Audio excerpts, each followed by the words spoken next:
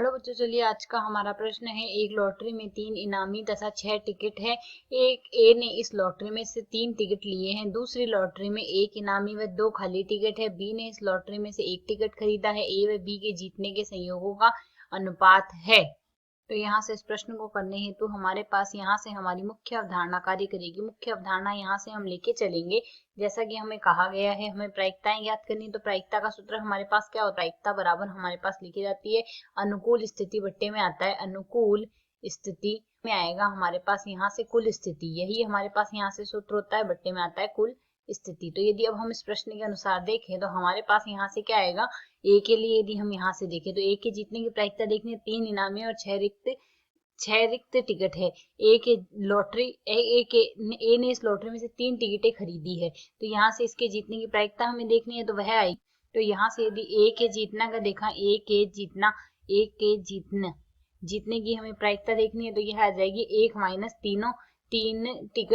तीन टिकट हमारे पास जो रिक्त है वह हटा देंगे, 3 टिकट रिक्त ना आए मतलब उसके। तो उसे यदि हम यहाँ से देखते हैं, उसने 3 टिकट खरीदे है, 3 टिकट हमारे पास, उसने 6 टिकट तो रिक्त है, तो हो सकता है उसमें से यदि हम यहाँ से लेके चले उसके हारने की सारी प्रायिकताएं घटा देते हैं, तो उसके केवल जीतने की प्रायिकता बचेगी हमारे पास। तीनों टिकट यदि रिक्त हो जाएंगे तो उसके हारने की प्रायिकता हो जाएगी। तो 6C3 आ गया और बट्टे में कुल टिकटें कितनी होगी, 6 और 3 9 है, 9C3 आ गई। रिक्त टिकट आने की प्रायिकता यही होगी, इसे सरल कर लेते हैं तो मान आ जाएगा 9C3 माइनस में आ गया 6C3 बट्टे में आ जाएगा 9C3। पहले से सरल कर लेते हैं, 9C3 को सरल करेंगे, 9C3 का मान आ जाएगा 9 का फैक्टोरियल बट्टे में 9 का फैक्टोरियल बट्टे में आएगा 3 का फैक्टोरियल गुणा में 6 का फैक्टोरियल आएगा, और माइनस में आएगा 6 का फैक्टोरियल बट्टे में आएगा 3 का फैक्टोरियल गुणा में आएगा 3 का फैक्टोरियल। उस पूरे पद के बट्टे में आ रहा है हमारे पास 9 का फैक्टोरियल बट्टे में आ रहा है 3 का फैक्टोरियल गुणा में आ रहा है 6 का फैक्टोरियल। इसे सरल कर लेते हैं, तो 9 का फैक्टोरियल सरल करके लिखा जा सकता है 9 गुणा 8 गुणा 7 गुणा 6 का फैक्टोरियल बट्टे में आ रहा है हमारे पास 6 का फैक्टोरियल गुणा में आ रहा है 3 का फैक्टोरियल, जिसे 3 गुणा 2 लिख देंगे, माइनस इसी प्रकार 6 गुणा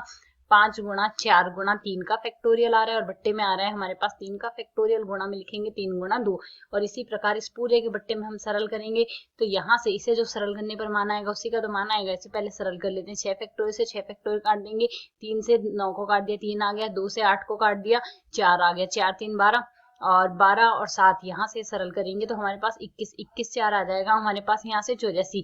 तो यहाँ से मान आ जाएगा हमारे पास 84, इसका भी मान 84 आएगा, और इससे और सरल कर लेते हैं। इसे सरल करेंगे 3 फैक्टोरियल से 3 फैक्टोरियल कट गया, 3 गुणा 2 6 आ गया, यहाँ से मान आ गया 20।